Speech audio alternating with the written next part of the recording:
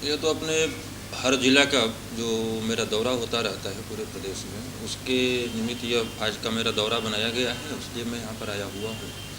और आप लोगों को बुलाने का जो अभिप्राय है इसलिए है कि इस समय प्रदेश की स्थितियों को आप देख रहे हैं कि पूरे प्रदेश रसातल में जा रहा है योगी सरकार के नेतृत्व में। तो यह उसी के कारण आप लोगों को हम यहाँ पर बुलाए हुए कि आप लोगों से अपनी बातों को पूरे प्रदेश की जनता को, बरेली की जनता को बता सकें। इस समय जो सबसे गंभीर मुद्दा चल रहा है वो हाथरस का और किसानों का, तो आपकी पार्टी का क्या रुख है इस पूरे मसले पर? देखिए, इस समय जो भी मुद्दा चल रहा है सब मुद्दा अपने आप में बहुत विकराल रूप लेके चल रहा है। आज यह हाथरस का मामला है, यह हाथरस ही नहीं पूरे उत्तर प्रदेश में बहन बेटियां और बहुएं सुरक्षित नहीं हैं, क्योंकि जो कि ये लोग बेटी बचाओ बेटी पढ़ाओ का नारा देते हैं, सिर्फ ढोंग करने का काम करते रहे हैं। ढोंग का यह रहा कि आज धरातल पुत्र कर देखें तो उत्तर प्रदेश का कोई ऐसी ग्राम पंचायत नहीं है जहाँ पर कि हमारे बहु बेटियों के साथ कुकृत्य और जघन्य अपराध न किए जाते रहे हों। रही बात किसानों की, तो पिछले 70 सालों में किसान जितना अब पीड़ित है इससे ज़्यादा कभी पीड़ित नहीं रहा है। बिना किसान से पूछे ये सिगुफा छोड़ते हैं, सब सिगुफा के अलावा कुछ नहीं छोड़ते हैं। क्या सिगुफा होता है कि किसान की आय 2 गुना कर देंगे। कब करेंगे? 2014 में जब सरकार बनी थी तो 19 तक 2 गुना कर रहे थे लोग।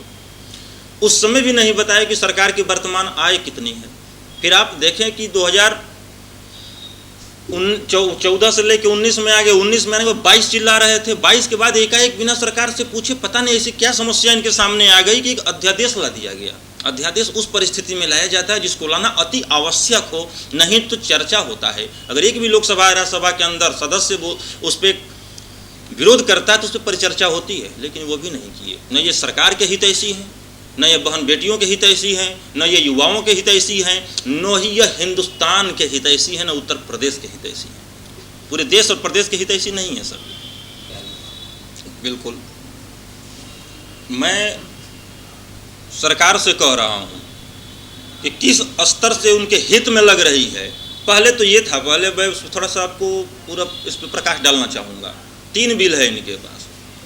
इनका ये है कि पहले तो कंट्रैक्ट खेती अगर हो जाती है तो किसान को कितनी समस्या होती है, यह मतलब जो बैठे हुए हैं व्यापारी इनको समझ में नहीं आता है। कंट्रैक्ट खेती होने से यह होगा कि सिर्फ वॉलमार्ट और अडानी इन 2 को ज़्यादा बेनिफिट होगा। जो ये बोल रहे हैं कि विदेश में कहीं भी आप माल को ले जा सकते हैं, इससे पहले कभी रोक भी नहीं था कि किसान अपने सामान को बरेली से उठाकर लखनऊ न ले जाकर बेचे।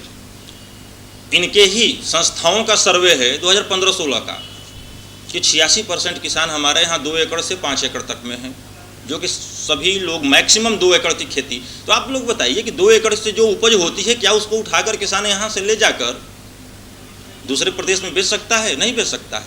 जब इनका अध्यादेश नहीं था तब भी तो आपकी सब्जी जाती थी कहाँ पर? आज़ादपुर सब्जी मंडी में। कंट्रैक्ट खेती में आप एक एग्रीमेंट कर लेंगे जो कि मोटा एग्रीमेंट होगा, कि किसान को समझ में नहीं आएगा, उस पर आप हस्ताक्षर कर दीजिए।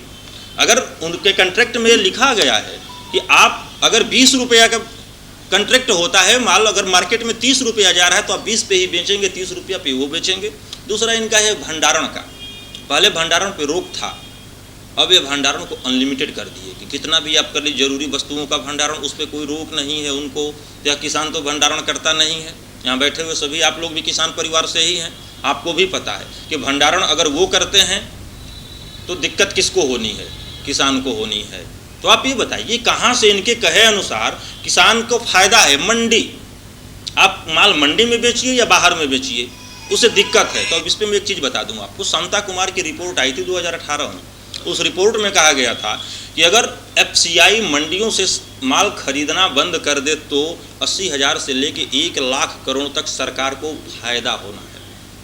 शांता कुमार की रिपोर्ट को ये मान लिए, लेकिन किसान की जो डिमांड है उसको ये नहीं मान सकते। अगर बाहर मंडी में किसान बेचता है तो आपको ये बोल रहे हैं जहाँ फ़ायदा हो वहाँ दीजिए, लेकिन मंडी वाला रोक लगा देगा तो मजबूरी है हमारी बाहर बेचना। तो बाहर से कहाँ फ़ायदा है? अब मंडी ख़त्म कर ही देंगे, बोल रहे हैं ख़त्म नहीं होगा।